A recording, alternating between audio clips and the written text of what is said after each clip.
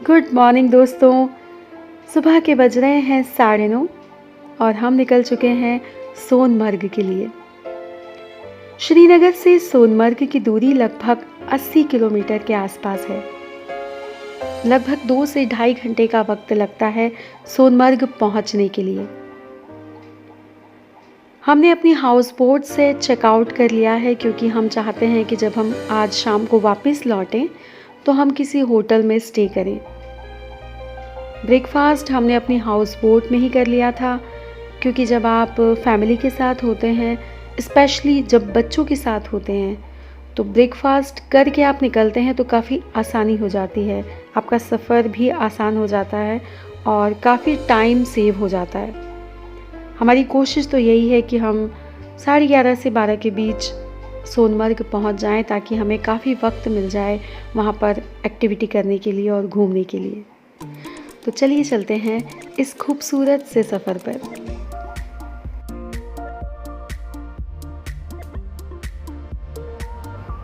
ठंडी ठंडी हवाएं गले से मिली और कहने लगी हो सुहाना सफ़र।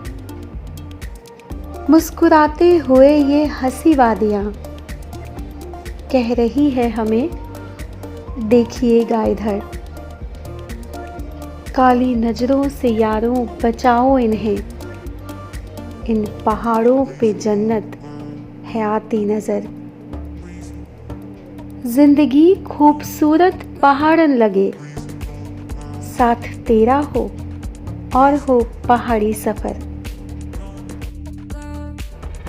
धूप से सर्दियों में खफा कौन है, उन दरख्तों के नीचे खड़ा कौन है।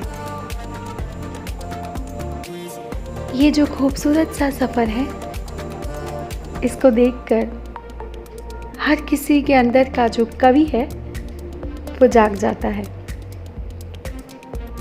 जैसे जैसे हम आगे बढ़ने लगते हैं वैसे ही ये जो बर्फीले पहाड़ हैं ये और भी करीब आने लगते हैं और मौसम और भी ज़्यादा सर्द होने लगता है, हवाएं ठंडी होने लगती है।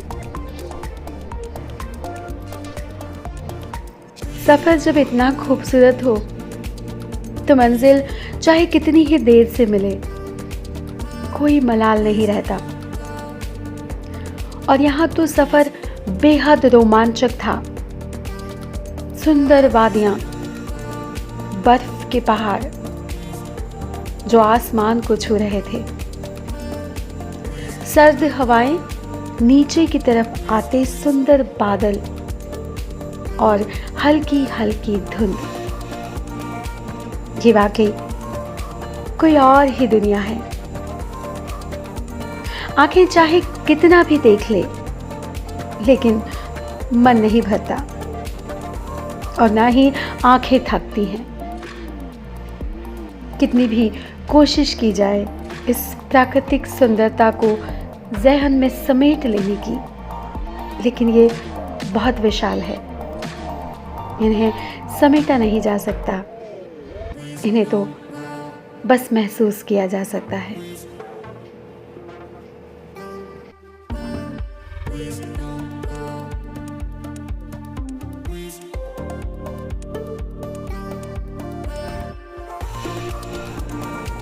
जैसे ही हम थोड़ा ऊपर पहुंचते हैं तो यहाँ पर एक बहुत लंबा सा जैम लग जाता है और हम लगभग 1 घंटा यहीं पर इसी जगह पर फंसे रहते हैं। आंखों के सामने बर्फीले जो पहाड़ हैं वो साफ दिखाई देते हैं और जो टेम्परेचर है वो यहाँ पर और भी ज़्यादा कम होता चला जाता है। हमारा जो जाम है वो तो खुल जाता है, लेकिन एक एक करके गाड़ियाँ जब आगे बढ़ती है तो बहुत संभल कर यहाँ पर ड्राइव करना होता है क्योंकि जो रास्ता है वो बहुत सकरा रास्ता है और आसपास जो बर्फ़ है वो आप साफ देख सकते हैं। दोस्तों, हम पहुंचे हैं सोनमर्ग और मैं आपको अपने साथ दिखाऊंगी कि यहाँ पर कितनी सारी बर्फ़ है और कौन कौन सी राइड होती है, उनके क्या क्या चार्जेस हैं, पूरा डिटेल मैं आपको बताऊंगी।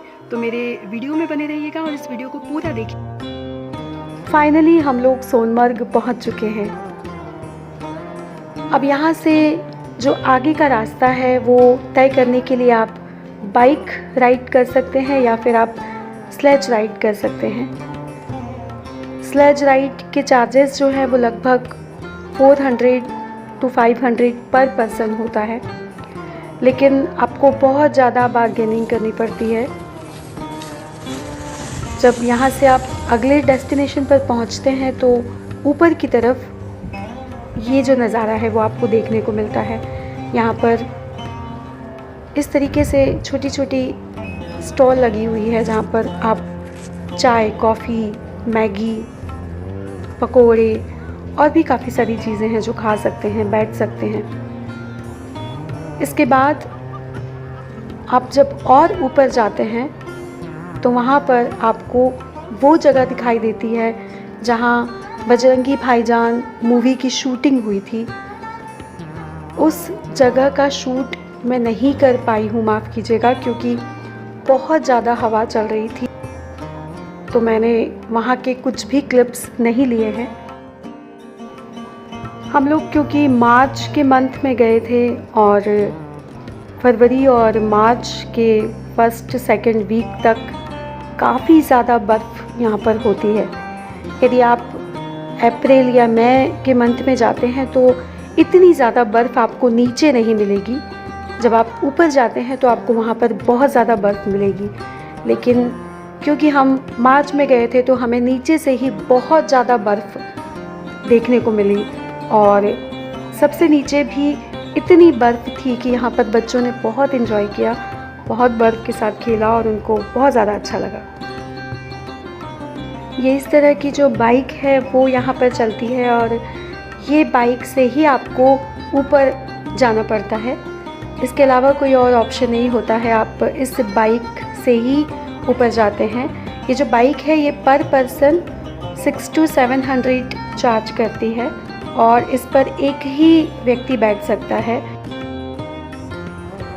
इस खूबसूरत से नज़ारों के बीच ठंडी ठंडी हवाओं में जब आप गर्म गर्म मैगी खाते हैं तो बहुत अच्छा लगता है। हमने मैगी भी खाई, कॉफ़ी भी पी और बच्चों ने जो राइड करना थी वो भी की। अब वक्त है वापस श्रीनगर लौटने का, क्योंकि कल हमें निकलना है गुलमर्ग के लिए।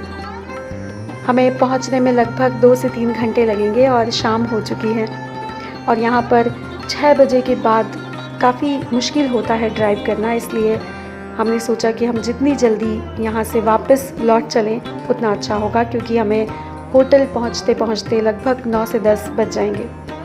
तो चलिए वापस चलते हैं और कल फिर सफ़र पर चलेंगे गुलमर्ग के लिए।